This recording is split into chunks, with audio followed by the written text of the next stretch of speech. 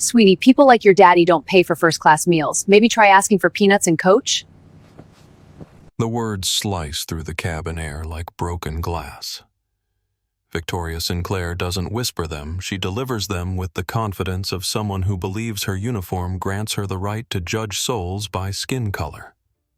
Her perfectly manicured fingers tap against her hip blonde hair, pulled back in an immaculate bun that matches her flawless makeup.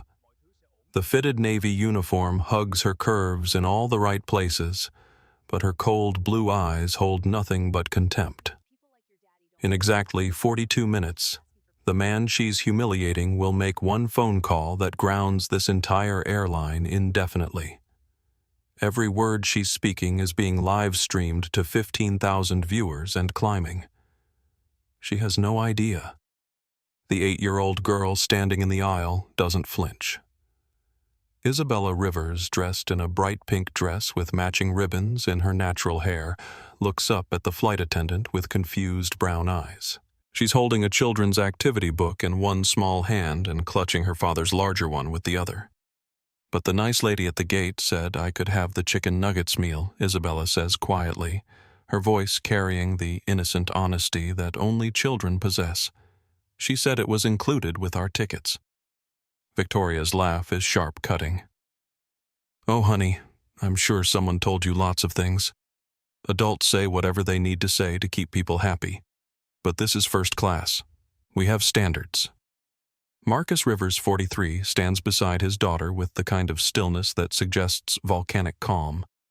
He's dressed simply dark jeans, navy polo shirt, casual loafers. Nothing about his appearance screams wealth or power. His deep brown skin is unmarked by stress lines despite the pressure building behind his dark eyes. To anyone watching, he looks like exactly what Victoria assumes a man who somehow stumbled into seats he couldn't afford. What none of them know is that Marcus Rivers is the CEO and majority shareholder of SkyLine Airways, the very airline they're flying on, the company that employs every person currently serving them, the corporation worth $3.2 billion that he built from a single route between Miami and Atlanta 15 years ago. But today, he's just a father taking his daughter on their first trip together since her mother's death 6 months ago. Today, he's learning firsthand about the culture problems his quarterly reports have been hinting at for over a year. Before we dive deeper into this story that will leave you speechless, I need to ask, where are you watching from? Drop your city in the comments below. If you believe every child deserves dignity regardless of their skin color, hit that subscribe button and give this video a like. Trust me, what happens next will restore your faith in justice. Now, let me take you inside SkyLine Airways Flight 447, where discrimination met its match at 35,000 feet. The Boeing 757 sits at Gate C12 of Miami International Airport, its engines humming quietly as passengers settle into their seats. It's a Thursday afternoon, 2:30 p.m., and Flight 447 to Atlanta is running precisely on time. The first-class cabin holds 18 passengers today, a mix of business travelers, vacationing couples, and one father-daughter pair that's about to change everything. Marcus had booked these tickets under assumed names Michael Robinson and Izzy Robinson as part of his quarterly mystery passenger program. For 3 years, he's been flying his own airline incognito, experiencing the service through customers' eyes. Previous flights had revealed minor issues: slow drink service, outdated entertainment systems, occasional turbulence announcements. Nothing like what he's witnessing now. Isabella tugs gently on his hand. "Daddy, I'm getting hungry. When do you think they'll bring the food?" Her question is innocent normal. The response it triggers is anything but. Victoria, who had been arranging magazines in the overhead compartments with theatrical precision, stops mid-motion. Her head turns slowly like a predator sensing movement. She's been watching this family since they boarded 20 minutes ago, her disapproval growing with each passing moment.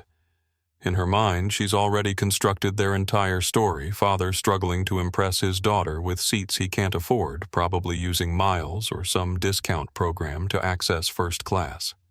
People like them always want something for nothing. "Excuse me," Victoria says, her voice carrying across 3 rows. Several passengers look up from their phones and magazines.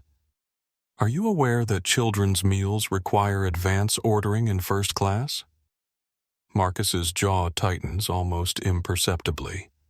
"I specifically ordered the children's meal when I booked the tickets 2 weeks ago. It should be in your system."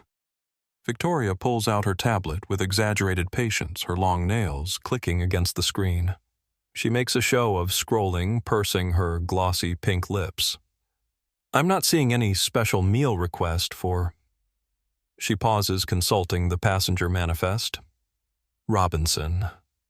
The pause is deliberate, loaded with implication. She's not just checking records. She's establishing doubt about their legitimacy. "That's impossible," Marcus says evenly. "I have the confirmation email on my phone if you need to see it."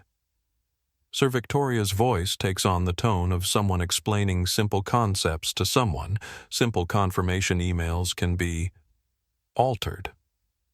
"What I need to see is valid payment confirmation for these seats and proof that you're authorized to be in first class." The cabin goes quiet. This isn't normal procedure, and everyone knows it.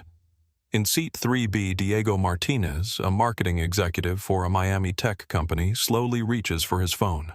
Something about this interaction feels wrong, feels familiar in the worst possible way. His finger hovers over his camera app. Sarah Thompson, a blonde woman in her early 30s traveling with her 5-year-old son in seat 5A, glances nervously between Victoria and the Black family. Her own child is clutching a juice box that appeared without question, without verification, without drama. Captain James O'Brien's voice crackles over the intercom. "Ladies and gentlemen, we've been cleared for takeoff. Flight attendants, please prepare for departure." Victoria's smile is razor thin. "Sir, I'm going to need you to return to your assigned seat so we can complete our safety procedures. I'll address your meal concerns once we're airborne." "These are our assigned seats," Marcus replies, his voice gaining an edge that makes Isabella look up at him with concern. 1A and 1B. "Would you like me to show you our boarding passes?" "What I'd like." Victoria says loud enough now that passengers in rows 4 and 5 are openly staring is for you to understand that first class isn't a place for people to cause disruptions. If you can't afford the appropriate service level, perhaps coach would be more suitable for your family. The words hang in the air like smoke from a fire everyone can smell, but no one wants to acknowledge. Diego Martinez makes his decision and starts recording. Isabella, still holding her activity book, looks between the adults with growing confusion. She's 8 years old. She understands that the pretty lady with the fancy hair is angry, but she doesn't understand why. She hasn't done anything wrong. She asked for food politely the way her father taught her. She said please and thank you. She's wearing her best dress, the one they bought special for this trip. "Daddy," she whispers, tugging on Marcus's shirt. "Are we in trouble?" The question breaks something in Marcus's chest. His daughter, his brilliant, curious, loving daughter, who still cries sometimes when she misses her mother, is learning to doubt herself because a stranger decided their skin color determined their worth. "No baby," he says, kneeling down to meet her eyes. "We're not in trouble. We belong here just as much as anyone else." Victoria overhears and snorts softly. Belonging is earned, not claimed. The statement is a match thrown onto gasoline. Diego's phone is recording now, the red dot blinking as he captures audio and video of discrimination happening in real time. Sarah Thompson's hand covers her mouth in shock. Other passengers are pulling out their phones, some recording, others texting frantically. Marcus stands slowly, his full 6'2" height suddenly apparent. His voice, when he speaks, carries the authority of someone accustomed to being heard and obeyed, even though Victoria doesn't recognize it yet. "Ma'am, I need you to explain to me exactly which policy you're following that requires proof of payment after passengers have already boarded and been seated." Victoria's cheeks flush slightly. She knows she's improvising, making up procedures as she goes. But she's been getting away with this behavior for years, targeting passengers she doesn't think belong, creating uncomfortable situations that usually result in complaints going nowhere. The pretty blonde flight attendant's word against some troublemaker's accusation. "Sir, I don't appreciate your tone.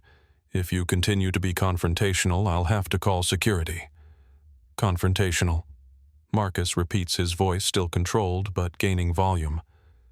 "I asked a policy question. My 8-year-old daughter is hungry, and you're refusing to serve her food she's entitled to while treating other children differently. How exactly is that not discrimination?" The word discrimination lands like a bomb in the first-class cabin. It's the word everyone was thinking but nobody wanted to say. It makes everything explicit, undeniable, recorded. Lisa Rodriguez, a junior flight attendant with 3 years of experience, emerges from the galley carrying a service tray. She's been watching this interaction with growing alarm, recognizing that Victoria has gone far beyond any legitimate policy enforcement. Lisa knows the rules, and nothing Victoria is doing follows them. "Is everything okay here?" Lisa asks, her Hispanic accent slight but noticeable. She looks between Victoria and the family with obvious concern. Victoria whirls on her colleague with fury in her eyes. "Lisa, please return to your station. I'm handling this situation." "But now." Lisa hesitates, glancing at Isabella's confused face and Marcus's tense posture. Every instinct tells her to intervene, but Victoria is senior staff and going against her has consequences. Still, Lisa makes a mental note of everything she's witnessing. Some things are more important than career advancement. Diego Martinez's livestream has attracted 3,000 viewers in the past 5 minutes. Comments are flooding in faster than he can read them, but the tone is unmistakable.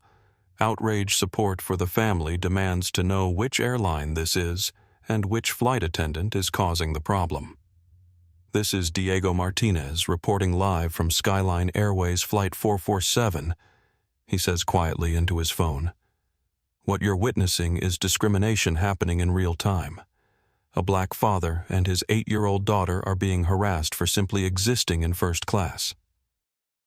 Victoria hears the word livestream, and her head snaps toward Diego with panic flashing across her features. "Sir, recording other passengers without consent is against federal aviation regulations." Actually, Diego responds calmly. "Recording in public spaces is perfectly legal, and this is newsworthy. The whole internet is watching this now." The viewer count on his stream climbs 3,000, 4,500, 6,200. Marcus places a protective hand on Isabella's shoulder as she presses closer to his leg, overwhelmed by the adult conflict swirling around her. He's made a career out of reading people, understanding motivations, finding solutions to complex problems. But right now, watching his daughter shrink into herself while a stranger attacks her dignity. He's fighting every paternal instinct that wants to unleash 15 years of business warfare on this woman. Instead, he chooses a different weapon: documentation. "Isabella Honey, can you tell me exactly what the lady at the gate told us about your meal?" Isabella looks up uncertainly, aware that her answer matters in ways she doesn't understand. "She said I could pick chicken nuggets or spaghetti and that it would come with apple slices and a cookie. She was really nice and she gave me extra coloring books. And what did you choose? Chicken nuggets, please." Isabella's voice gets smaller with each word. Marcus looks directly at Victoria. "My daughter ordered her meal in advance, exactly as your own policies require. What specific regulation allows you to refuse to serve food to a child who followed all proper procedures?" Victoria's confidence wavers. She's been making up rules as she goes, and Marcus is asking for chapter and verse. Her supervisor training covered difficult passengers, but it didn't prepare her for someone who actually knows airline regulations and isn't afraid to challenge her authority. "Sir, the issue isn't regulations. The issue is disruption. You're creating a scene that's making other passengers uncomfortable. By asking for the meal my daughter was promised, by refusing to understand your place." The words slip out before Victoria can stop them. They hang in the air like a confession recorded by 3 different cameras and witnessed by 18 first-class passengers. There's no walking them back, no explaining them away. My place. Marcus's voice drops to a whisper that somehow carries more threat than any shout could. Isabella tugs on his hand again. Daddy, what does she mean? Your place. Isn't our place right here in these seats out of the mouths of babes? The 8-year-old has cut straight to the heart of the issue with the brutal honesty of childhood. Her question exposes everything ugly about Victoria's assumptions, everything wrong with the treatment they're receiving. Sarah Thompson, who has been watching in horrified silence, finally finds her voice. This is disgusting. That little girl has done nothing wrong. Victoria turns on her with venom. Ma'am, I need you to mind your own business. This is my business. Sarah shoots back her own child, watching wide-eyed from beside her. We're all witnessing this. My son has his meal. He's had his juice, his cookies. He's white. She's black. That's the only difference. The observation is simple, factual, and devastating. Other passengers nod in agreement, murmuring support. The tide in the cabin is turning decisively against Victoria, but she's too angry, too committed to her course to recognize the danger. Ladies and gentlemen, Captain O'Brien's voice returns over the intercom. We're third in line for takeoff. We'll be wheels up in approximately 10 minutes. 10 minutes. Victoria has 10 minutes to resolve this situation before they're airborne, before this becomes a federal incident, before her actions become the subject of Department of Transportation investigations and legal proceedings.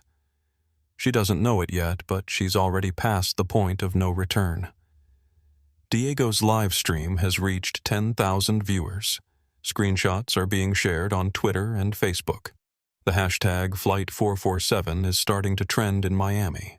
And Marcus Rivers, the man she's been humiliating for the past 15 minutes, is about to teach her exactly what happens when you mistake quiet strength for weakness. Isabella looks up at her father with trust and confusion warring in her 8-year-old eyes. Daddy, why doesn't the pretty lady like us? The question pierces through every defense Marcus has built, every professional calm he's maintained. His daughter shouldn't have to learn about hate like this. She shouldn't have to wonder if she's done something wrong simply by existing in the same space as people who look different from her. But maybe, just maybe, she's about to learn something else entirely, that dignity doesn't require permission, that justice doesn't always wait for convenient timing, and that sometimes the quiet person in the corner turns out to be exactly who you didn't want to mess with. The plane's engines grow louder, preparing for takeoff. But Victoria Sinclair's career is about to crash and burn before they ever leave the ground. Victoria Sinclair has been waiting 15 years for a moment like this. Not consciously, not with malicious planning, but with the slow-burning resentment of someone who's always believed the world owes her more than she's received. Standing in the aisle of first class, her perfectly contoured face flushed with the righteousness of someone who's never been truly challenged, she feels more powerful than she has in months. She adjusts her uniform jacket, the navy fabric stretching across her curves in a way that's always gotten her attention from male passengers and colleagues. Victoria learned early that beauty could open doors, but she discovered something else along the way. Authority could keep them open. And right now, facing down this black family who dared to question her, she feels more authoritative than ever. Sir, she says, her voice carrying across the cabin with practiced projection. I'm going to explain this once more, and then we're going to move on. First-class meal service is a premium amenity that requires verification of appropriate ticket categories. Your situation appears irregular. The pause before situation is deliberate, loaded with implication. She's not quite saying they don't belong, but she's saying it without saying it, the way 15 years of customer service has taught her to deliver insults wrapped in policy language. Marcus feels Isabella's small hand tighten in his. His daughter is 8 years old, brilliant beyond her years, but still young enough to believe that adults are fundamentally fair. She's learning otherwise in real time, and it's breaking something inside him that he wasn't sure could break anymore. 6 months ago, when cancer took his wife after a 2-year battle, Marcus thought he'd experienced the worst pain imaginable. Watching Sarah suffer through treatments, holding her hand during the final weeks, explaining to Isabella why Mommy couldn't come home anymore, that had been agony. But this is different. This is watching innocence die in his daughter's eyes while a stranger teaches her that some people will hate her for reasons she can't control or change. "Victoria," he says, reading her name tag with deliberate emphasis. "I need you to be very clear about something. Are you refusing to serve my daughter the meal she ordered because you believe we don't belong in first class?" It's a lawyer's question, the kind that corners the defendant and forces them to commit to a position. Marcus didn't build a billion-dollar company by accident. He knows how to ask questions that expose truth, how to create moments where people reveal exactly who they are. Victoria's response proves she's not nearly as smart as she thinks she is. "I'm refusing to serve meals to passengers who can't demonstrate legitimate access to premium services," she says, her chin raised with defiance. "If you have a problem with that policy, you're welcome to file a complaint after we land." She turns slightly, playing to the audience of first-class passengers like an actress working a crowd. "Ladies and gentlemen, I apologize for this disruption. Some people don't understand that first class is an earned privilege, not an entitlement. The statement is a masterpiece of coded language, the kind that gives her plausible deniability while making her meaning crystal clear to everyone listening. But Victoria has made a crucial miscalculation. She assumes the audience shares her prejudices." Diego Martinez, still live streaming from seat 3B, shakes his head in disgusted amazement. "Folks, you're hearing this in real time. A senior flight attendant just said that first class is an earned privilege while refusing to serve an 8-year-old black girl her meal." The view count is now over 12,000 people watching this happen live. His commentary is calm, factual, and devastating. Diego built his marketing company by understanding how messages spread, how narratives develop, how public opinion shifts. He recognizes that Victoria is creating a viral moment that will define her for the rest of her life, and she has no idea it's happening. Sarah Thompson, holding her 5-year-old son closer, speaks up again with growing anger. "This is insane. My child got his meal without any questions, without any verification. He's 5 years old. He's not earning anything. He's just hungry, same as her." Victoria's mask slips further. "Ma'am, different passengers have different circumstances. I'm sure you understand." "No, I don't understand. Explain it to me." The challenge hangs in the air. Victoria realizes she's been backed into a corner where she either has to explicitly state her racial bias or find a way to retreat. She chooses the worst possible option, doubling down. Some passengers purchase appropriate tickets through legitimate channels. Others find ways to access services they haven't properly paid for. "We have procedures to verify which is which." Marcus's voice drops to a whisper that somehow carries more authority than any shout.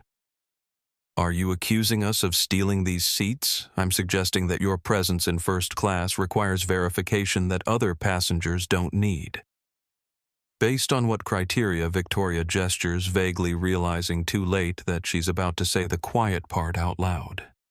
"Based on appropriate passenger profiles for this service level." Appropriate passenger profiles. Marcus repeats the phrase slowly, letting it hang in the air. "Please define what makes a passenger profile appropriate for first class. The trap is perfect. Biz." Victoria can either admit she's profiling based on race, or she can try to create some other explanation that won't hold up under scrutiny. She chooses racial profiling. Passengers who fit the demographic that typically utilizes premium services, she says, apparently believing that academic language makes bigotry more palatable.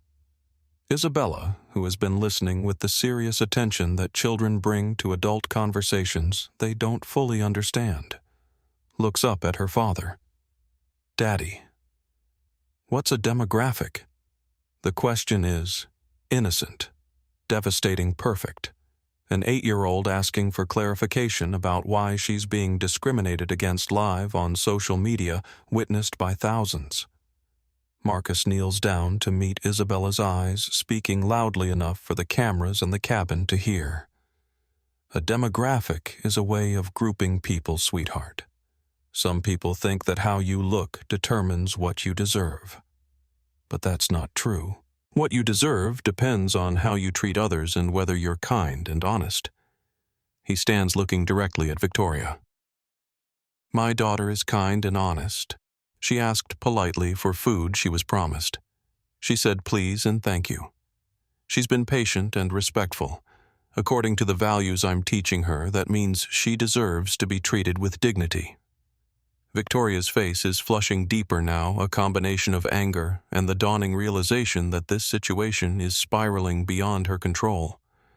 She can hear murmurs from other passengers, see phones pointed in her direction, feel the cabin atmosphere turning against her. But Victoria Sinclair didn't climb to senior flight attendant status by backing down from confrontation. She got here by being beautiful enough to get noticed and aggressive enough to get promoted. She's spent 15 years perfecting the art of using her appearance and her authority to get what she wants from men and to intimidate people she sees as beneath her. Sir, I've explained our policies multiple times. If you continue to be disruptive, I'll have no choice but to contact airport security and have you removed from this aircraft. The threat is explicit now, designed to frighten Marcus into compliance. Victoria has used this tactic dozens of times before, usually against passengers who couldn't fight back, who wouldn't risk the hassle and expense of being thrown off a flight.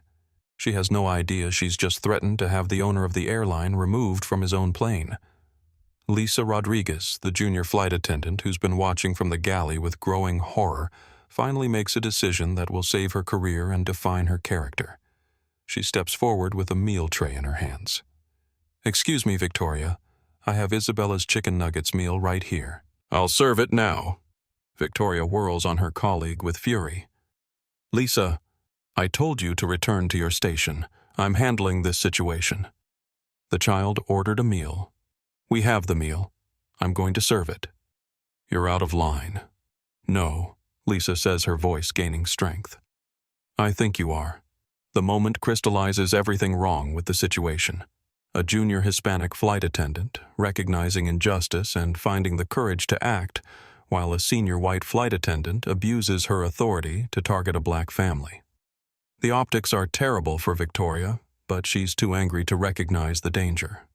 Lisa, if you serve that meal against my direct instructions, you'll be written up for insubordination. Then write me up.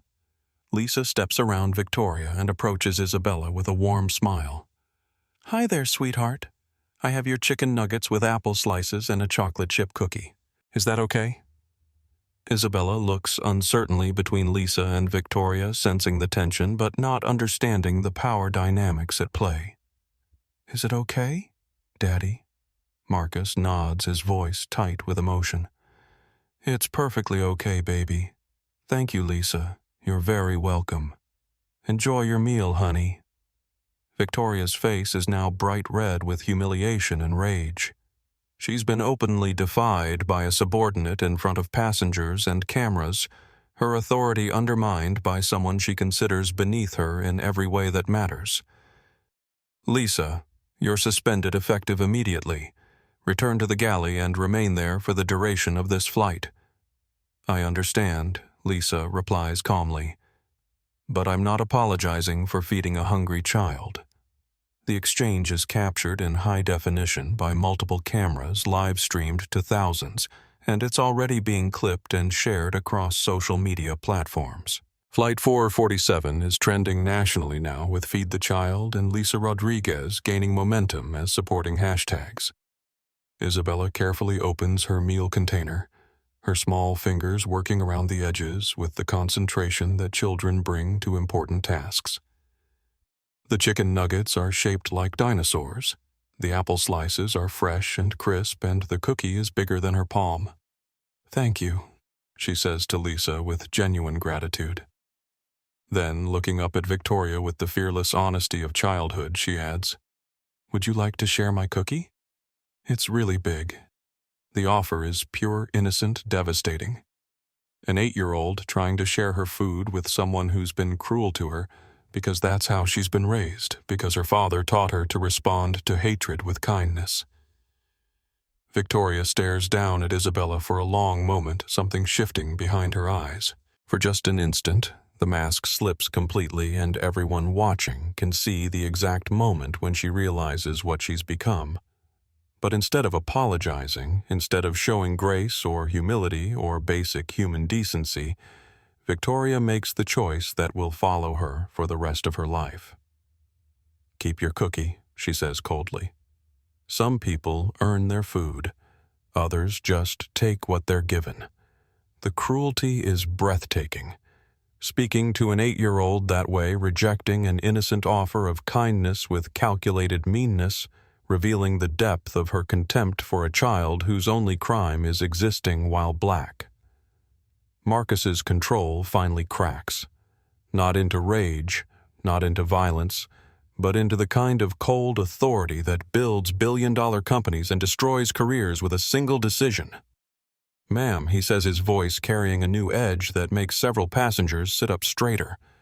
"I want you to understand something very clearly. You have just spoken to my daughter in a way that is unacceptable, unprofessional, and I would argue actionable. I want your name, your employee ID number, and the name of your supervisor." Victoria laughs a sharp, contemptuous sound. "Sir, you can file all the complaints you want. I've been doing this job for 15 years. I know exactly who my company protects and who they throw under the bus. Good luck with your complaint." The confidence in her voice is absolute. She's been getting away with behavior like this for years, protected by management that doesn't want to deal with discrimination complaints, shielded by policies that favor employees over customers in most disputes. She has no idea that she's about to learn exactly who her company protects when the person filing the complaint owns the company. Marcus reaches into his pocket and pulls out his phone. Not to call anyone yet, not to reveal anything yet, but to document what's happening for the comprehensive investigation that's about to begin. "Isabella," he says quietly, "I want you to eat your meal and try to enjoy it. Don't let anyone make you feel bad for taking up space you belong in." Isabella nods solemnly, taking a bite of her dinosaur nugget. But she's not the same little girl who boarded this plane 30 minutes ago. She's learning lessons about the world that no 8-year-old should have to learn, developing defenses that no child should need. Victoria watches this interaction with growing irritation. In her mind, she's won this confrontation by establishing her authority and putting these passengers in their place. She doesn't recognize that she's actually lost everything: her career, her reputation, her future in the airline industry. But she's about to find out. The plane's engines reach full power as they taxi toward the runway. In 3 minutes, they'll be airborne. In 40 minutes, they'll land in Atlanta. And somewhere in between, Victoria Sinclair is going to discover that actions have consequences, especially when those actions are witnessed by 18,000 people and counting. Diego Martinez adjusts his phone angle to capture both Victoria and the family, his live stream commentary becoming increasingly urgent. Folks, what we're witnessing here goes beyond simple discrimination. This is a master class in how prejudice operates in professional settings, how authority can be weaponized against the vulnerable. His audience agrees. Comments are flowing faster than he can read them, but the themes are consistent. Outrage, support for the family, demands for consequences. Screenshots are being shared. Contact information for SkyLine Airways is being posted, and somewhere in corporate headquarters, social media monitoring systems are starting to ping with alerts about a developing crisis. Victoria doesn't know about the brewing storm because she's too focused on maintaining her authority over passengers she sees as challenging her rightful place in the hierarchy. She adjusts her uniform one more time, checks her reflection in the galley window, and prepares to continue her power trip once they're airborne. She's about to learn that some passengers are more than they appear, and some confrontations change everything. 37 minutes into Flight 447, Victoria Sinclair makes the decision that will destroy her life. It doesn't look like a life-altering moment. It looks like standard power assertion, the kind she's performed hundreds of times before. But this time, her target isn't just any passenger. This time, she's about to pick a fight with the wrong man. "Sir," she announces, her voice projected clearly across the first-class cabin for maximum audience impact. "I've been patient with your disruptions, but we need to resolve this situation now.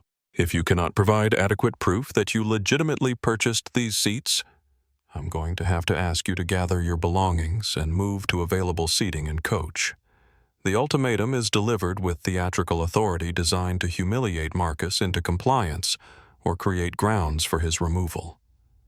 Victoria has used this tactic before with success, usually targeting passengers who couldn't fight back, who wouldn't risk the complications of being thrown off a flight. Marcus looks down at Isabella, who's carefully eating her chicken nuggets while trying to ignore the adult conflict swirling around her. His daughter shouldn't have to witness this. She shouldn't have to learn that some people will try to diminish her simply because of her skin color. But maybe she also needs to see what happens when you stand up to bullies.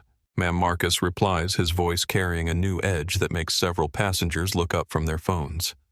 "I need you to explain exactly which policy allows you to demand proof of purchase from seated passengers after takeoff." Victoria's confidence wavers slightly.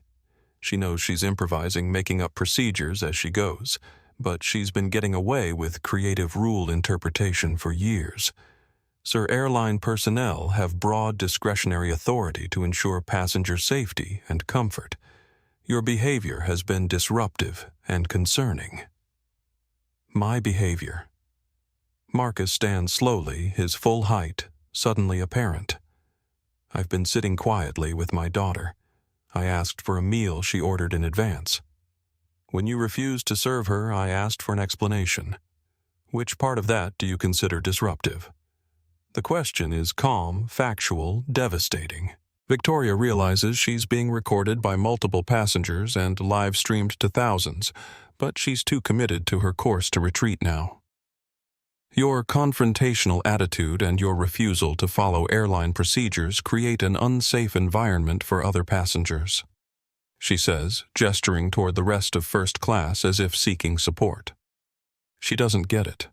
Instead, she gets open stares of disbelief from passengers who've witnessed the entire interaction and know exactly who's been confrontational.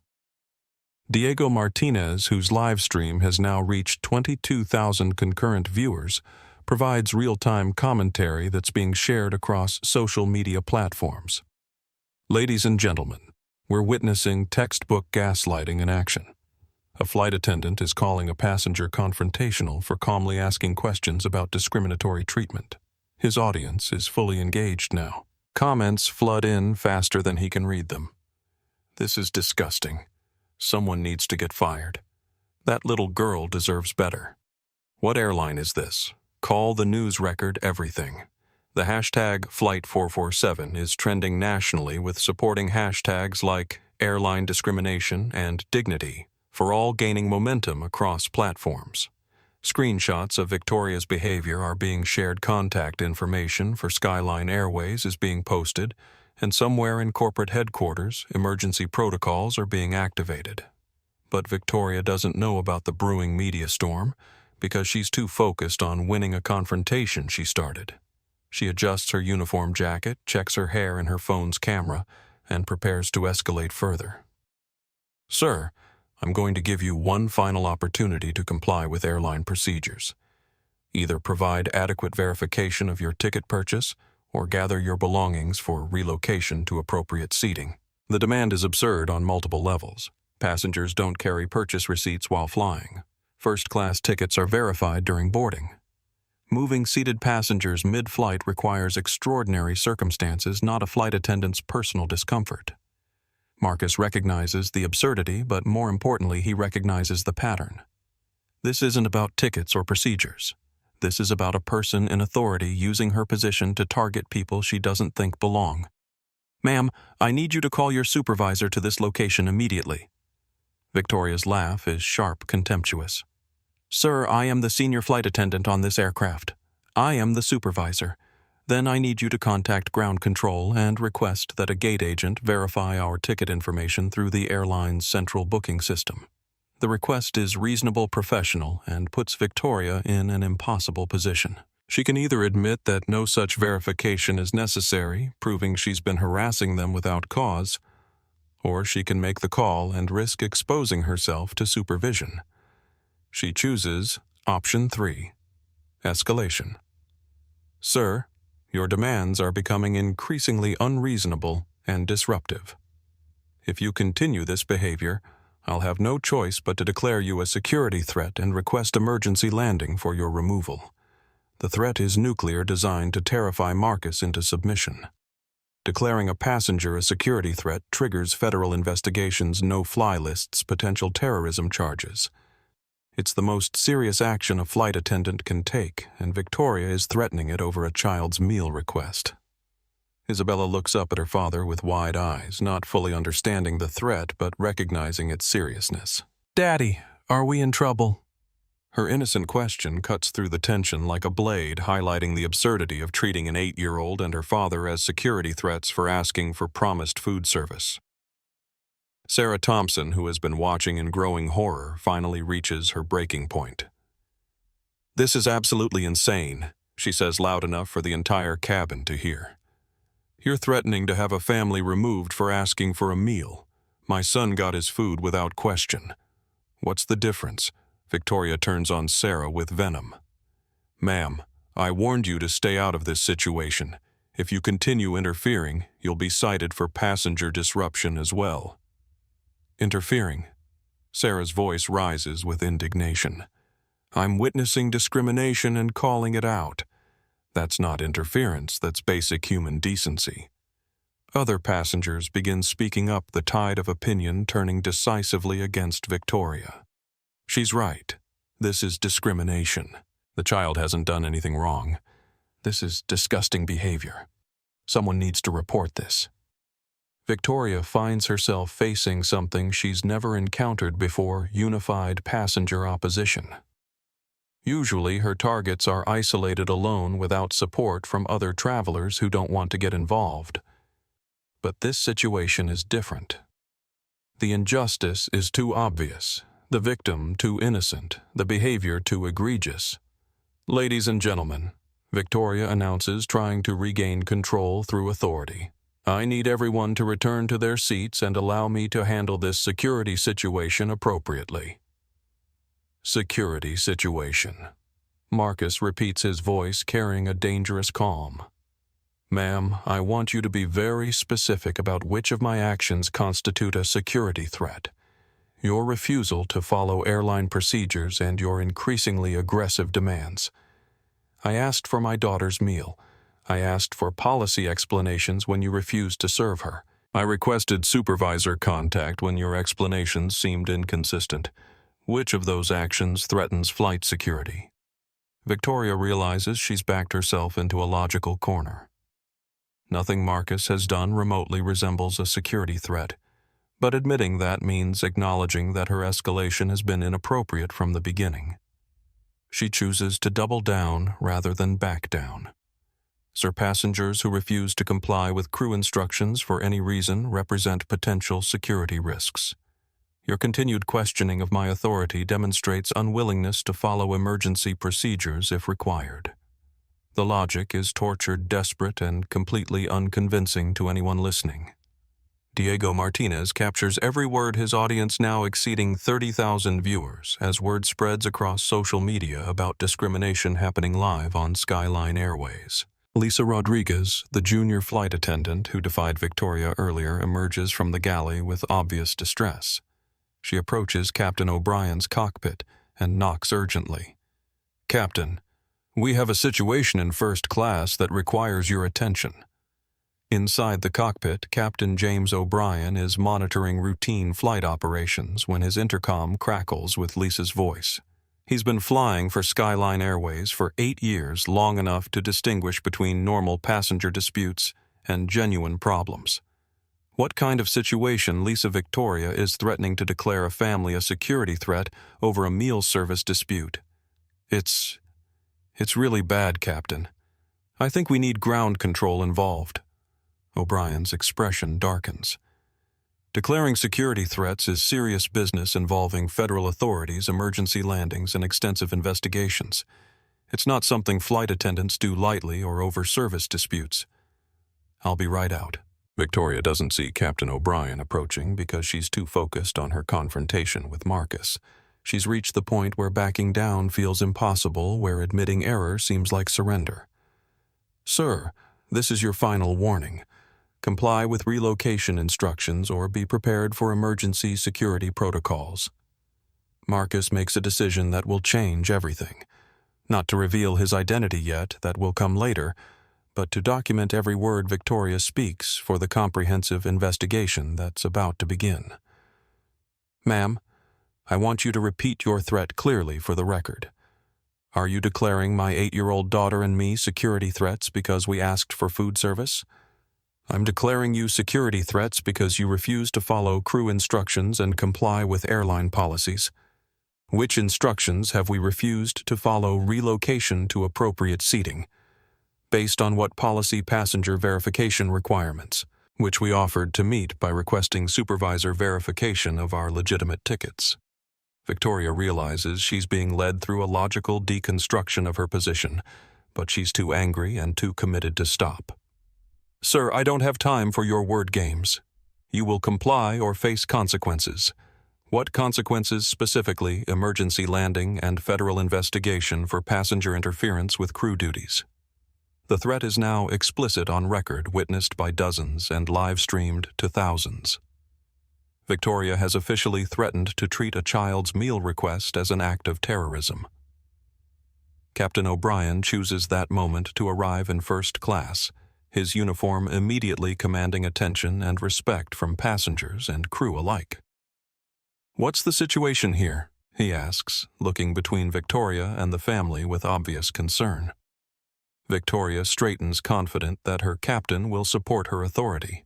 Captain, we have passengers refusing to follow crew instructions and creating security concerns. I've attempted de-escalation, but they continue to be non-compliant and disruptive. O'Brien looks at Marcus and Isabella, noting their quiet posture, the child eating her meal peacefully, the father standing calmly beside her. Nothing about their demeanor suggests disruption or security threat. What instructions were they given? Relocation to appropriate seating pending ticket verification. Why does their ticketing need verification? Victoria hesitates, realizing she's about to explain her reasoning to someone with actual authority to evaluate it. Their presence in first class appeared irregular. Irregular. How, based on passenger demographics, typical for this service level. The admission hangs in the air like a confession. Victoria has just told her captain that she targeted passengers based on demographics, a clear admission of racial profiling. Captain O'Brien's expression hardens. He's been flying commercial aircraft for 22 years. He's seen passenger disputes, service failures, and genuine security threats. He's never seen a flight attendant target passengers based on demographics. Victoria, I need you to step back and allow me to handle this situation. Captain, I believe I've managed appropriately according to standard. Step back. Now. The command is sharp final, leaving no room for argument. Victoria realizes that her captain is not supporting her authority. He's questioning it. O'Brien turns to Marcus with professional courtesy. Sir, I apologize for any confusion. Can you help me understand what's happened here? Marcus's response is calm, factual, devastating. He explains the meal request, Victoria's refusal, the escalating demands, the threats. He speaks without anger, without accusation, letting the facts speak for themselves. O'Brien listens with growing alarm, recognizing that his airline is in the middle of a public relations disaster that could trigger federal investigations and civil rights violations. But he doesn't know the worst part yet. He doesn't know that the passenger Victoria has been harassing owns the airline they're flying on. That revelation is coming in exactly 4 minutes. And when it arrives, Victoria Sinclair's career won't just be over. Her entire world will collapse. Captain James O'Brien has seen passenger disputes before. 22 years of commercial aviation taught him to recognize the difference between genuine problems and personality conflicts blown out of proportion. But as he listens to Marcus explain Victoria's behavior, he realizes this situation is different. This isn't a misunderstanding or a cultural clash. This is discrimination happening in real time on his aircraft. "Sir, I sincerely apologize for what you and your daughter have experienced," O'Brien says, his voice carrying the gravity of someone who understands the legal and ethical implications of what's transpired. This behavior doesn't represent SkyLine Airways' values or policies. Victoria bristles at the implicit criticism. "Captain, I followed established procedures for passenger verification and security assessment. If you review the Victoria..." O'Brien's voice cuts through her protest with surgical precision. "We'll address your version of events after we land. Right now, my priority is ensuring passenger safety and comfort." The captain turns back to Marcus with professional respect. "Sir, is there anything we can do to make the remainder of your flight more comfortable? It's a standard de-escalation approach designed to calm tensions and prevent further incident." O'Brien expects the passenger to request an apology, maybe a service upgrade or compensation for the trouble. He doesn't expect Marcus to pull out his phone and make a call that will change everything. Marcus looks at Isabella, who's finished her chicken nuggets and is quietly coloring in her activity book, trying to disappear from the adult conflict around her. His 8-year-old daughter has been humiliated, threatened, and treated like a criminal for the crime of existing while black in first class. This isn't just about them anymore. This is about every family that might face similar treatment, every child who might learn to doubt their worth because someone in authority decides they don't belong. "Captain, I appreciate your concern," Marcus says, his voice taking on a tone that makes several passengers look up from their phones. "But we're past the point where apologies can resolve this situation." He taps a number on his phone. A number he's never had to call from a passenger seat, but one that connects directly to SkyLine Airways operations control. The phone rings once. "This is Marcus Rivers, CEO of SkyLine Airways. Priority 1. I need to speak with emergency operations immediately." The words drop into the cabin like a bomb. Complete silence. Victoria's face goes white. Captain O'Brien's eyes widen in shock. Passengers stop mid-conversation. Diego Martinez's live-stream chat explodes with comments as 35,000 viewers realize they've just witnessed the ultimate plot twist. "Yes, sir, this is operations. Mr. Rivers. We weren't expecting. I'm currently on Flight 447 Miami to Atlanta. I need this aircraft grounded immediately upon landing with all crew held for mandatory review. I also need legal HR and media relations teams standing by." Victoria's legs nearly give out. She grabs the nearest seat for support, her perfectly applied makeup unable to hide the horror spreading across her face. The man she's been humiliating for 40 minutes owns the plane she's standing on. The passengers she targeted for discrimination are the CEO of the airline and his daughter. Captain O'Brien stares at Marcus with a mixture of recognition and mortification. He knows Marcus Rivers by reputation, the self-made billionaire who built SkyLine Airways from nothing, the CEO who revolutionized airline customer service, the man who signs his paychecks. Sir O'Brien stammers, "I had no idea." "You had no way to know," Marcus replies evenly. "That was intentional. I've been conducting quarterly mystery passenger evaluations for 3 years. Today's flight was supposed to assess standard service quality." He glances at Victoria, who's now leaning against the galley entrance, her face a mask of absolute terror. "Instead, I discovered that my senior staff are using their authority to discriminate against passengers based on race." Diego Martinez, still live streaming, provides breathless commentary to his audience. Ladies and gentlemen, we have just witnessed the most incredible reversal in aviation history. The man being discriminated against is the CEO of the airline. Victoria Sinclair just spent 40 minutes destroying her career while the owner of the company was recording every word. His viewer count has exploded past 50,000 as word spreads across social media. Screenshots and video clips are being shared faster than his platform can track them. Flight 447 is trending worldwide now, with news outlets beginning to pick up the story. Isabella looks up from her coloring book, confused by the sudden change in atmosphere. "Daddy, why is everyone acting different now?" The innocent question cuts through the shocked silence like a blade. Marcus kneels beside his daughter's seat, speaking softly but clearly enough for the cameras to capture. "Sweetheart, remember how we talked about some people treating others differently because of how they look? Well, sometimes when that happens, there are consequences for the people who make those choices. Is the pretty lady in trouble?" Marcus glances at Victoria, who's now sitting in a jump seat with her head in her hands. Her career and reputation destroyed by 40 minutes of documented discrimination. "Yes, baby. She's in trouble because she was unkind to us and to other people. But that's not your fault or your problem. You didn't do anything wrong." Isabella nods solemnly, returning to her coloring.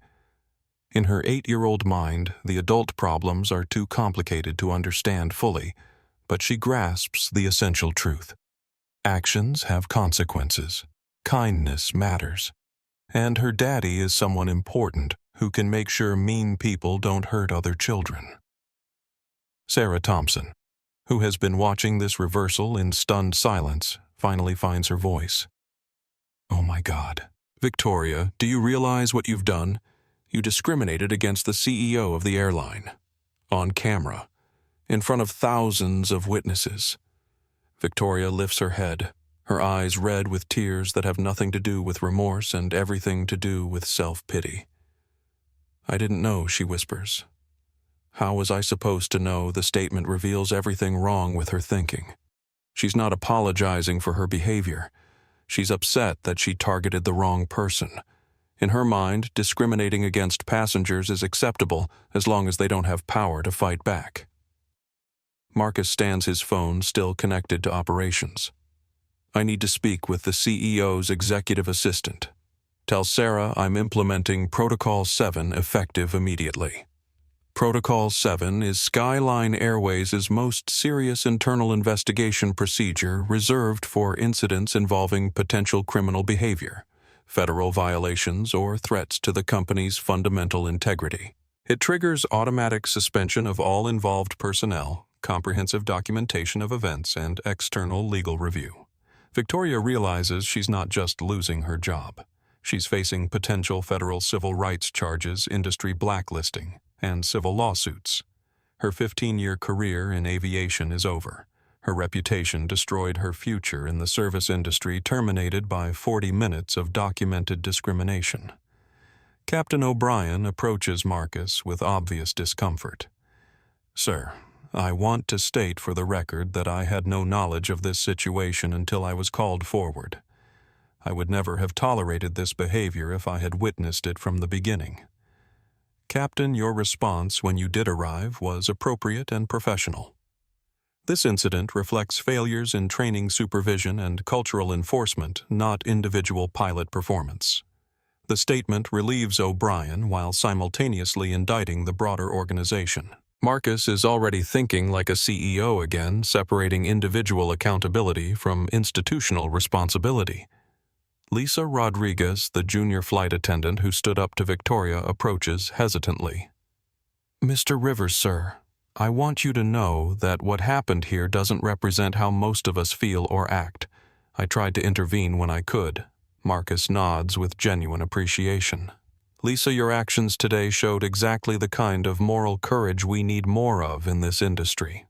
You'll be hearing from HR, but not for disciplinary reasons. The distinction is crucial. Lisa will be contacted for commendation and potential promotion, while Victoria will be contacted by lawyers and investigators. Diego Martinez ends his live stream after providing final commentary to his exhausted but riveted audience. Folks, we've witnessed something unprecedented today. Discrimination met accountability at 35,000 feet. This is why representation matters, why economic power matters, and why ordinary people with extraordinary courage, like the flight attendant who fed a hungry child despite her supervisor's orders, can change the world. His final viewer count, 72,000 people who watched injustice get swift, decisive consequences. Victoria finally stands her legs unsteady, her career in ruins.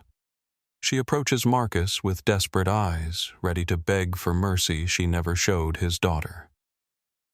"Mr. Rivers, please, Marcus holds up a hand, stopping her mid-sentence. His voice, when he speaks, carries the cold finality of absolute authority. "Ma'am, you spent 40 minutes teaching my 8-year-old daughter that some people will hate her for reasons she can't control. You used your position to humiliate a child you threatened to have us arrested as terrorists, and you did it all because you decided that our skin color meant we didn't belong in seats we paid for." He pauses, letting the weight of her actions settle. "You don't get to apologize your way out of that. You don't get to claim ignorance about consequences when you were perfectly comfortable inflicting them on others. You made your choices. Now you get to live with them." Victoria crumbles, the full scope of her destruction finally hitting her. She's not just losing her job. She's losing her career, her reputation, her future. All because she couldn't treat an 8-year-old black girl with the same dignity she automatically granted to white children. The plane begins its descent into Atlanta. In 20 minutes, they'll land. In 30 minutes, Victoria will be escorted off the aircraft by security. In an hour, she'll be suspended pending investigation. By tomorrow, she'll be terminated for cause. But the real consequences are just beginning. Federal investigations, civil rights violations, industry blacklisting. Victoria Sinclair just learned that actions have consequences, especially when those actions target the wrong person. Isabella finishes her coloring and shows her father a picture of an airplane flying through rainbow clouds. "Look, Daddy, I made the plane happy." Marcus smiles, kissing the top of her head. "You always make everything better, sweetheart." And somewhere in the cabin, passengers are learning that justice doesn't always wait for convenient timing. Sometimes it happens in real time at 35,000 feet, when quiet strength meets absolute authority. Victoria's career is over. Her reputation is destroyed. Her future is ruined. And she has no one to blame but herself. The wheels of Flight 447 touch down at Hartsfield-Jackson Atlanta International Airport with a gentle thud that signals the end of what will become one of the most documented discrimination incidents in aviation history. As the aircraft taxis toward Gate B-24, Marcus Rivers ends his call with SkyLine Airways Operations Control and looks out the window at the unusual activity surrounding their arrival gate. 3 black SUVs idle near the jet bridge. Corporate security personnel stand in crisp suits, their earpieces and serious expressions identifying them as executive protection. A cluster of people in business attire check tablets and phones with the urgent energy of crisis management. In the distance, news vans are already arriving, their satellite dishes extending toward the sky like technological antennae sensing a breaking story. Isabella presses her face to the window, watching the commotion with 8-year-old curiosity. "Daddy, why are there so many people waiting for our plane?" Marcus gently adjusts her seatbelt as the aircraft comes to a complete stop. Sometimes, when important things happen, lots of people need to know about it so they can help fix problems. "Are you going to fix the problem with the mean lady?" "Yes, sweetheart. We're going to make sure what happened to you doesn't happen to other little girls." Captain O'Brien's voice crackles over the intercom with unusual formality. "Ladies and gentlemen, we've arrived at Atlanta International Airport. However, we're going to have a slightly modified deplaning process today. Please remain seated until instructed by crew members.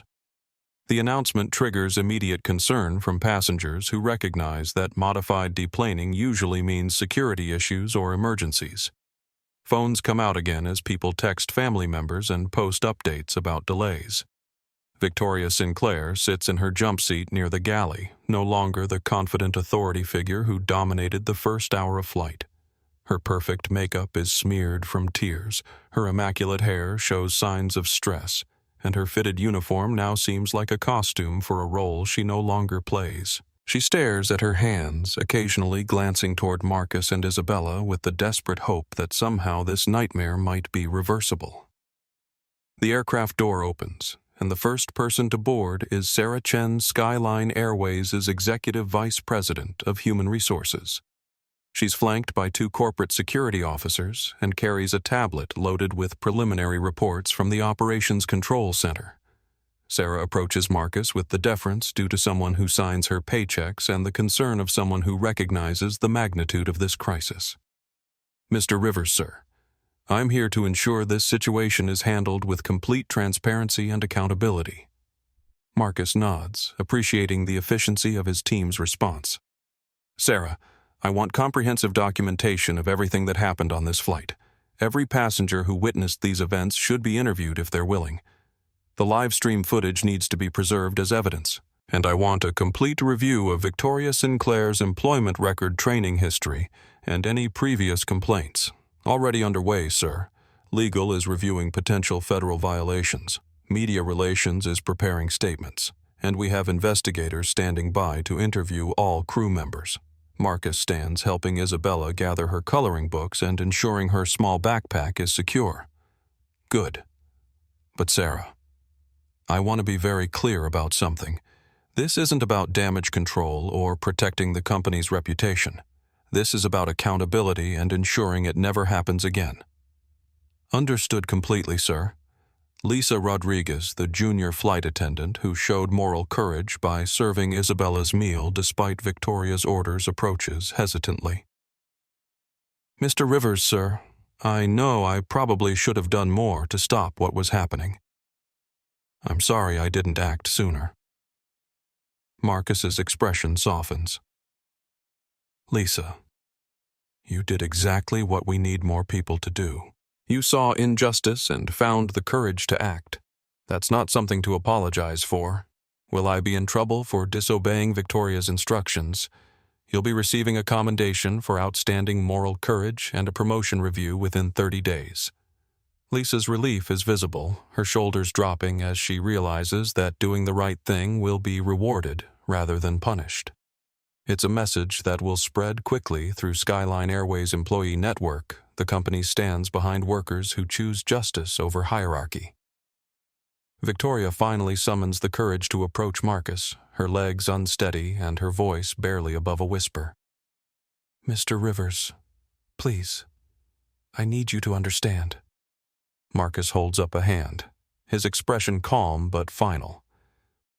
"Ms. Sinclair, you're going to have opportunities to explain your behavior to investigators, attorneys, and potentially federal authorities.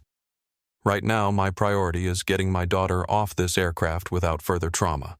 But I didn't know who you were. I was just following. You didn't know who we were, and you decided that meant you could treat us however you wanted. That's exactly the problem. The exchange is brief, devastating, and witnessed by remaining passengers who are documenting everything on their phones. Victoria's attempt to excuse her behavior only reinforces how fundamentally she misunderstands the situation. Diego Martinez, still recording, captures the final interaction. Ladies and gentlemen, we're witnessing the last moments of Victoria Sinclair's aviation career. Her inability to understand that discrimination is wrong regardless of the victim's identity tells you everything about why this happened. Corporate security approaches Victoria with professional politeness that can't disguise the seriousness of her situation. "Ms. Sinclair, we need you to come with us for immediate debriefing and suspension procedures." Victoria looks around the cabin, desperately seeking support from colleagues or passengers who might validate her position. She finds none. Captain O'Brien won't meet her eyes. Lisa Rodriguez looks away. Passengers stare with mixtures of disgust and pity. "This isn't fair," she whispers, as security escorts her toward the aircraft door. "I've worked here for 15 years. 15 years of perfect service. One incident, and you're destroying my career." The comment reveals her continued refusal to accept responsibility. In Victoria's mind, 40 minutes of documented discrimination constitutes one incident that shouldn't affect her perfect service record. She still doesn't understand that her behavior was fundamentally wrong, regardless of consequences. Sarah Chen makes notes on her tablet as Victoria is led away. Her initial employment record review shows 3 previous complaints about inappropriate comments to minority passengers. All were filed as interpersonal conflicts and resulted in verbal counselings rather than disciplinary action. Marcus's expression hardens. 3 previous complaints that were buried by inadequate investigation procedures. How many other passengers has she treated this way? We're conducting a comprehensive review of all passenger complaints involving Ms. Sinclair over the past 5 years. Preliminary numbers suggest at least a dozen formal complaints and potentially dozens more incidents that weren't reported. The scope of Victoria's pattern becomes clear. This wasn't an isolated incident or a bad day. This was standard behavior from someone who used her authority to target passengers she didn't think deserved respect. Isabella tugs on Marcus's sleeve as corporate personnel continue their discussions. "Daddy, can we go home now? I want to tell Grandma about the airplane ride." Marcus lifts his daughter into his arms, recognizing that she's been patient and brave through an ordeal no child should face. "Absolutely, sweetheart. Let's go see Grandma." As they move toward the aircraft door, passengers begin standing and applauding. Not for Marcus as a CEO, but for the dignity he showed under pressure and the justice he delivered for every traveler who's ever faced discrimination. Sarah Thompson, the mother who spoke up during the confrontation, approaches with her 5-year-old son. "Mr. Rivers, I want you to know that watching how you handled this situation taught my child something important about standing up for what's right. Thank you." Other passengers offer similar comments.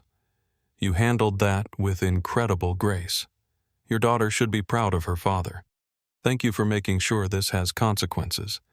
This gives me hope that things can change." The impromptu testimonials are captured by multiple cameras and will soon spread across social media platforms as evidence that ordinary people recognize injustice and appreciate accountability. Outside the aircraft, news crews are setting up equipment while reporters prepare for what they're calling the discrimination heard round the world. Victoria's behavior, Marcus's response, and the immediate consequences are already being analyzed by legal experts, civil rights advocates, and industry professionals. Marcus pauses at the aircraft door, turning back to address remaining passengers and crew.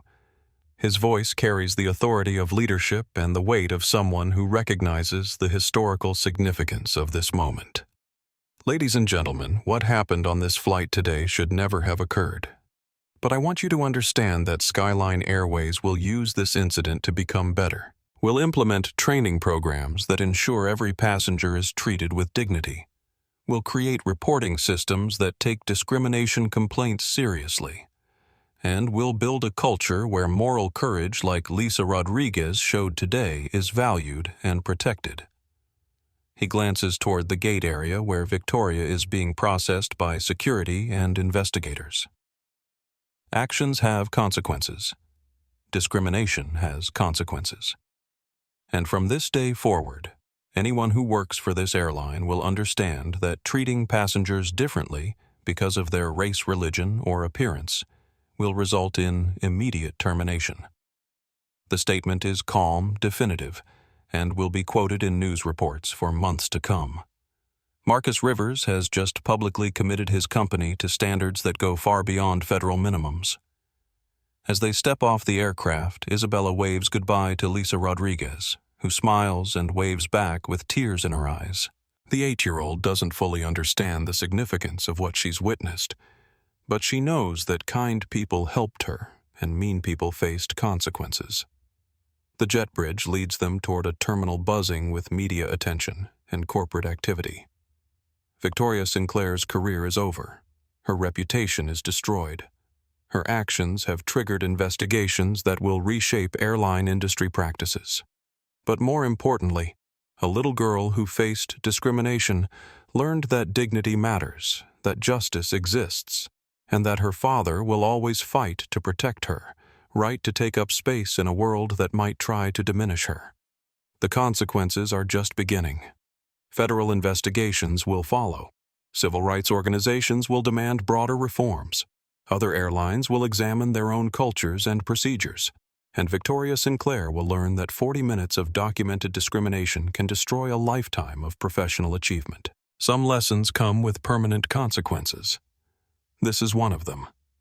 2 weeks after Flight 447 landed in Atlanta, Marcus Rivers stands before a packed conference room at SkyLine Airways headquarters, addressing the largest gathering of senior executives, department heads, and union representatives in the company's history. The mahogany-paneled room, normally reserved for quarterly earnings calls and board meetings, now serves as the command center for what will become the most comprehensive cultural transformation in aviation history. The wall-mounted screens display sobering statistics. 27 passenger complaints involving discriminatory treatment over the past 3 years, 78% of which targeted passengers of color, and a pattern of inadequate investigation and resolution. What happened to Isabella isn't an isolated incident. It's the tip of an iceberg that threatens everything Marcus built his company to represent. Ladies and gentlemen, Marcus begins, his voice carrying the weight of absolute authority. We're gathered here because SkyLine Airways failed. Not just in one incident, but in creating a culture where that incident was possible.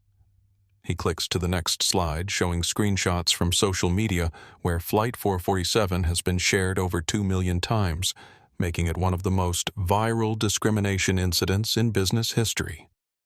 The world is watching how we respond to this failure. Our passengers are watching. Our employees are watching. Our competitors are watching. And most importantly, every 8-year-old who might fly with us in the future is watching to see if we learn from our mistakes. Sarah Chen, the Executive VP of Human Resources, presents the investigation findings that paint a damning picture of institutional neglect.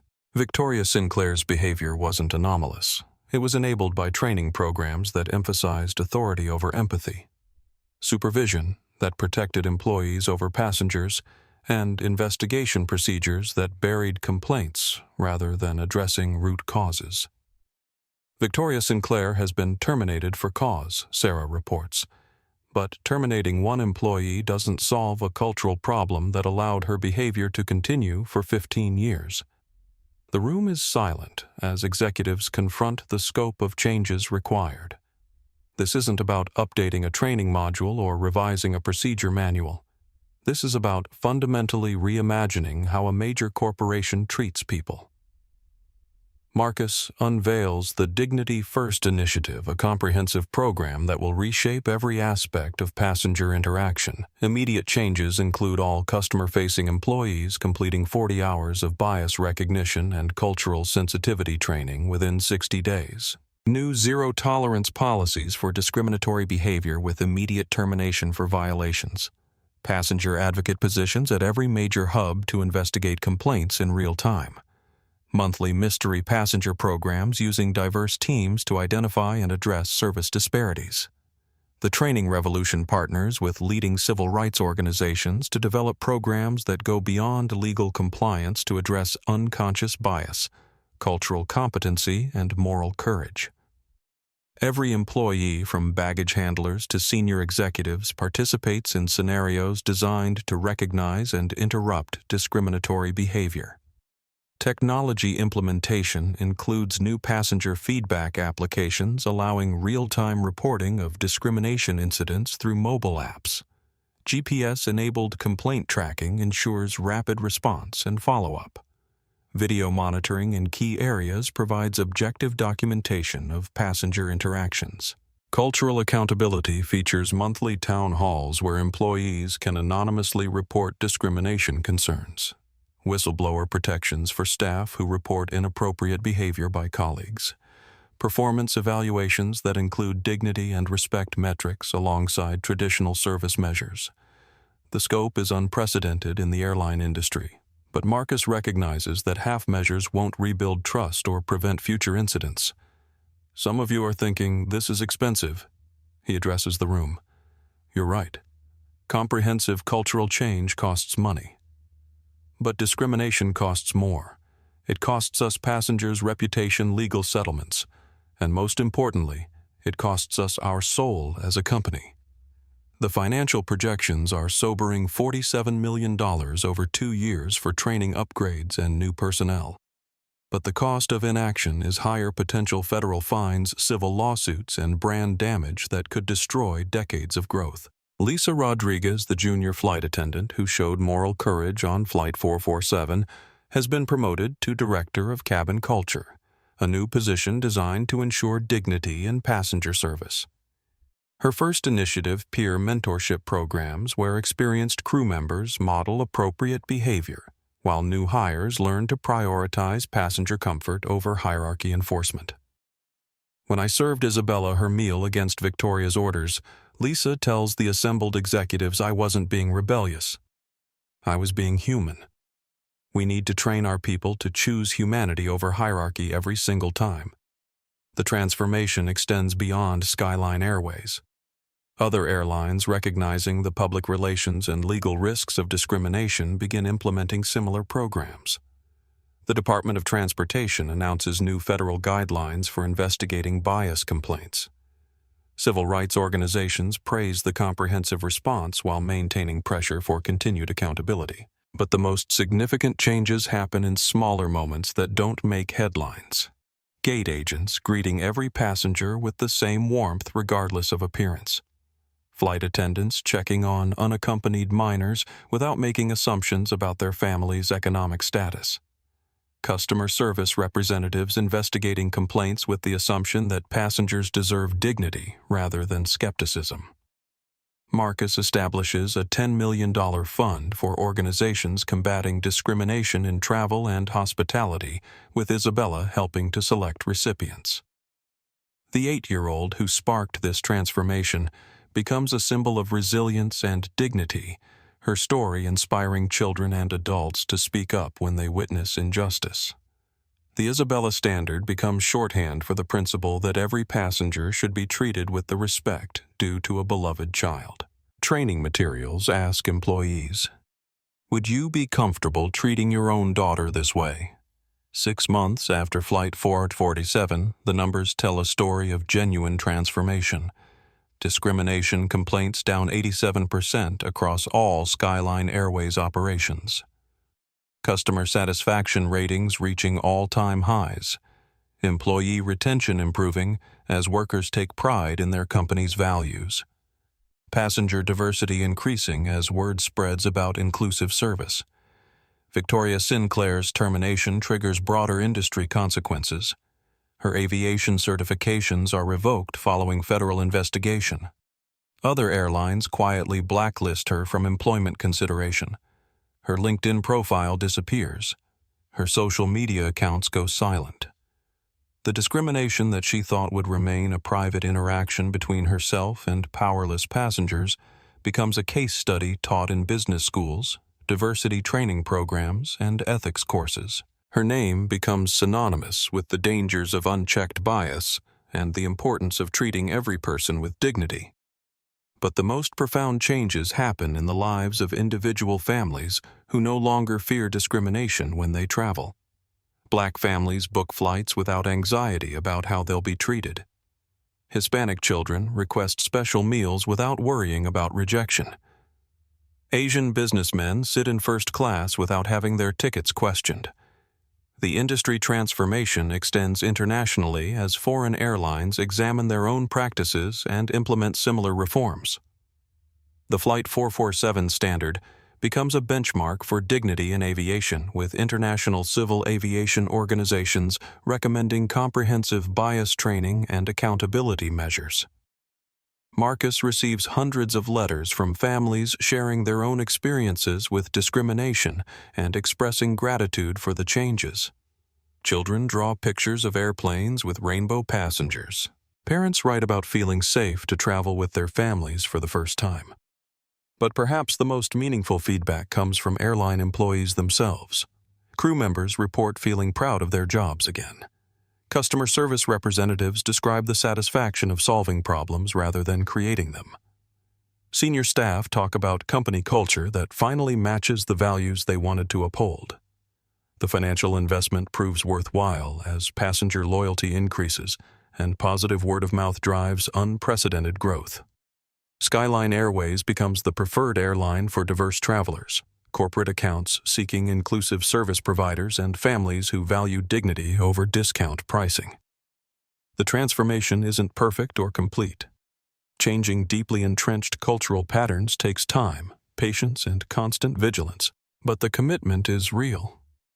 The progress is measurable and the standard is clear. Every passenger deserves dignity, respect, and service that treats them like beloved family. Victoria Sinclair's 40 minutes of discrimination created consequences that will last for decades. Not just for her career and reputation, but for an entire industry that had to confront the gap between stated values and actual practices. Sometimes change requires crisis. Sometimes progress demands a price. Sometimes justice comes with permanent consequences for those who choose hatred over humanity. The sky is safer now, not just from mechanical failure or weather hazards, but from the human prejudice that can make travel traumatic for passengers whose only crime is looking different from people in positions of authority. Isabella Rivers, now 9 years old, flies regularly with her father on business trips. She's greeted by crew members who know her story, treated with warmth by staff who understand what dignity looks like, and served meals without question or hesitation. She's learning that the world can be fair when good people refuse to accept injustice. That actions have consequences. That courage creates change. And that sometimes a little girl asking for chicken nuggets can transform an entire industry. 6 months after Flight 447, Isabella Rivers skips through the familiar corridors of Atlanta International Airport, her small hand secure in her father's larger one. She's wearing a yellow dress today, bright and cheerful against the gray terminal walls, and carries a new backpack decorated with cartoon airplanes. The same excitement that sparkled in her eyes during their first trip together has returned, but now it's tempered with a quiet confidence that comes from knowing she belongs wherever she chooses to stand.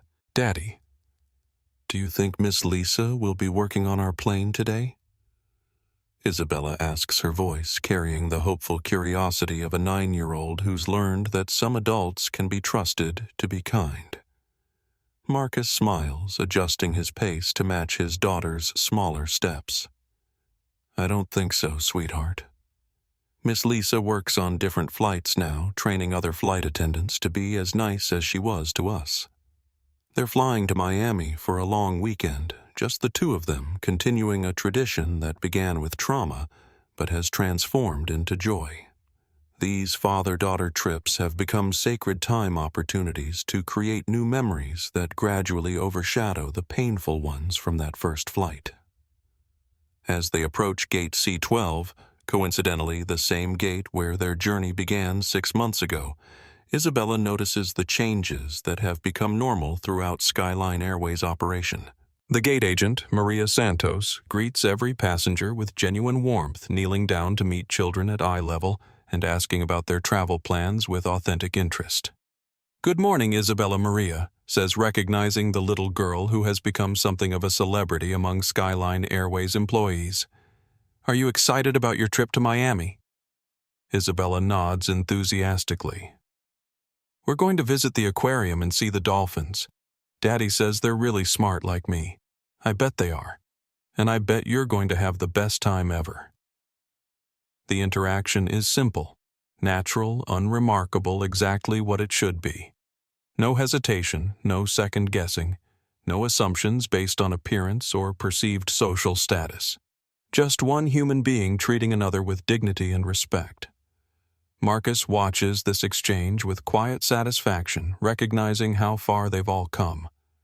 The changes at SkyLine Airways weren't cosmetic or temporary. They represented a fundamental shift in culture, values, and priorities that has made travel safer and more welcoming for everyone. Boarding begins with the usual announcements, but Marcus notices subtle differences that reflect the company's transformation. The crew introduces themselves by name and expresses genuine appreciation for passengers choosing their airline. There's warmth in their voices, authenticity in their smiles, and careful attention to ensuring every traveler feels valued. Isabella and Marcus take their seats in row 2, the same configuration where their ordeal began. But today feels different. Today feels like flying should feel exciting, comfortable, and free from the anxiety that discrimination creates for families of color. The senior flight attendant on today's flight is Jennifer Walsh, a veteran crew member who completed the new dignity training 3 months ago. Jennifer approaches Isabella with the kind of natural warmth that good people extend to children without thinking. "Hi there, sweetheart. I'm Miss Jennifer. Is this your first time flying with us?" Isabella shakes her head solemnly. "No, Daddy and I fly together all the time now. But last time wasn't very nice because a mean lady was working. Are you nice?"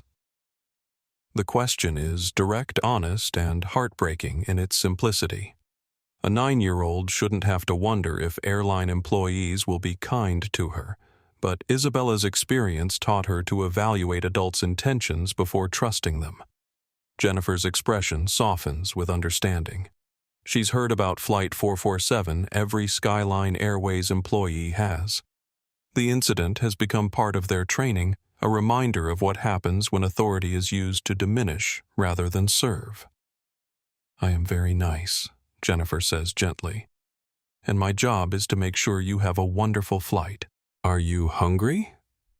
"We have chicken nuggets shaped like sea creatures today." Isabella's face lights up with delight. "Like dolphins." "Exactly like dolphins. And octopi and seahorses too. Would you like me to bring you some?" "Yes, please, Daddy. She's nice, like Miss Lisa was." Marcus feels something ease in his chest, a tension he didn't realize he was still carrying from their traumatic experience. His daughter is learning to trust again, to expect kindness rather than cruelty, to move through the world with confidence rather than defensive caution.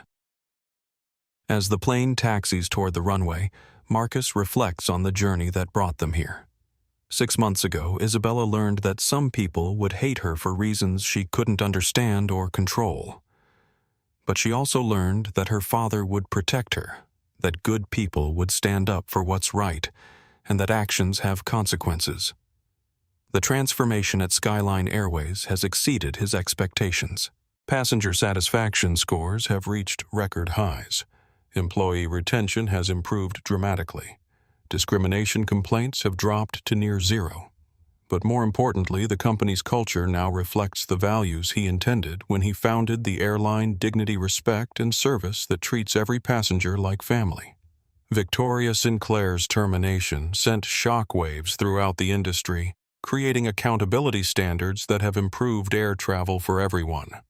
Her behavior has become a cautionary tale taught in business schools and ethics courses, a reminder that discrimination carries permanent consequences in a connected world where injustice can be documented and shared instantly.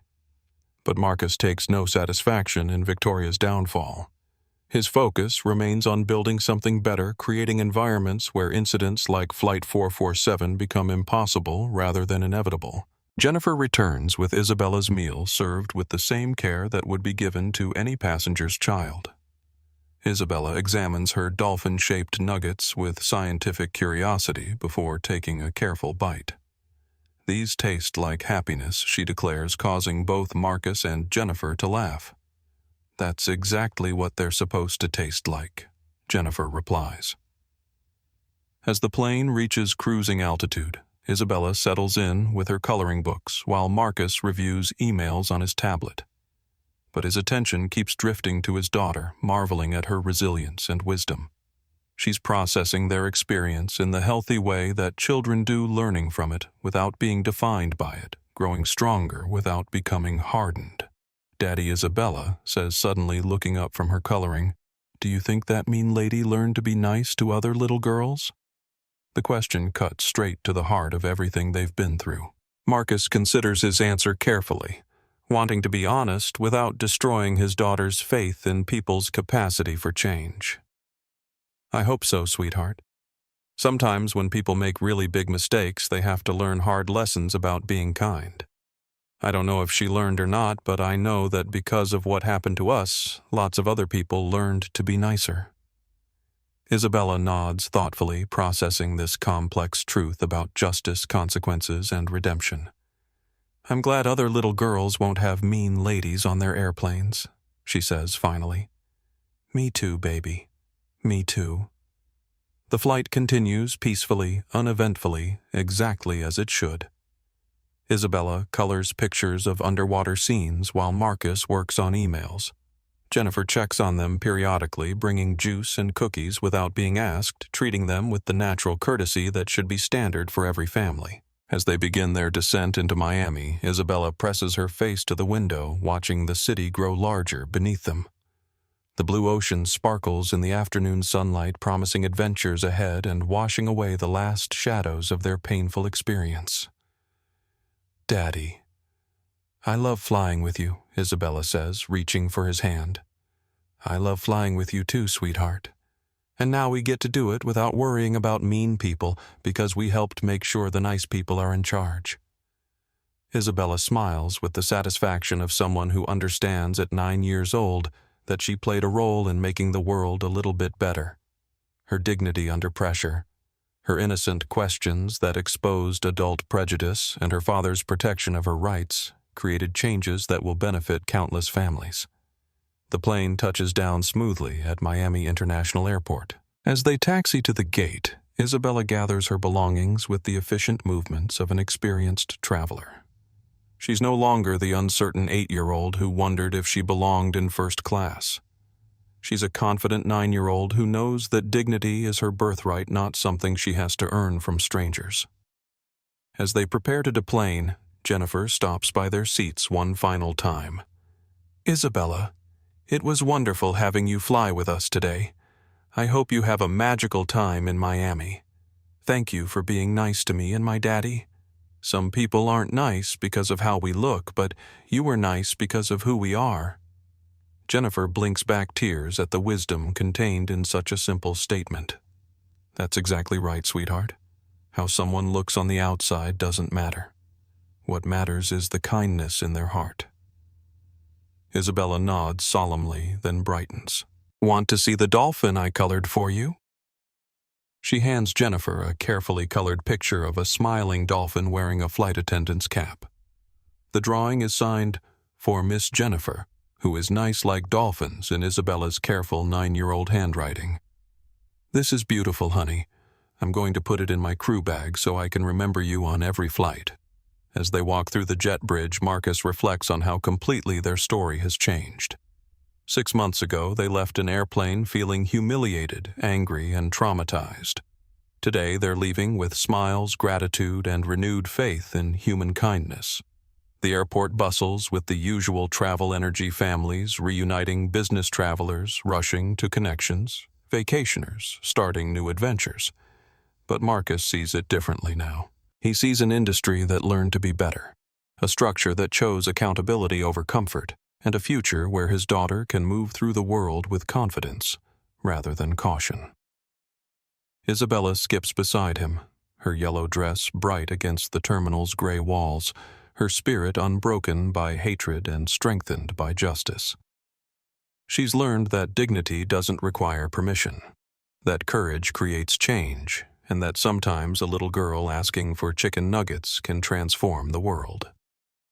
They exit into the Miami sunshine, ready for their weekend adventure, carrying with them the knowledge that actions have consequences, kindness matters, and justice doesn't always wait for convenient timing.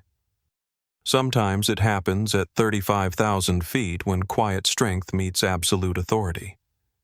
Sometimes it changes everything. And sometimes it ensures that other children will never have to learn what hate looks like from someone in uniform. The sky is safer now. And Isabella Rivers, 9 years old and dressed in sunshine yellow, helped make it that way. If this story moved you, if it reminded you that dignity matters, and that one voice can change everything, I need you to do something right now. Hit that like button to show that you stand with families like Marcus and Isabella. Subscribe to this channel, because we're committed to sharing more stories where justice wins and courage creates change. And please share this video with someone who needs to see that discrimination has consequences and that speaking up makes a difference. Together we can build a world where every child can ask for chicken nuggets without having to prove they belong. Thank you for watching, and remember, your voice matters. Your dignity is non-negotiable, and sometimes the quietest strength creates the loudest change.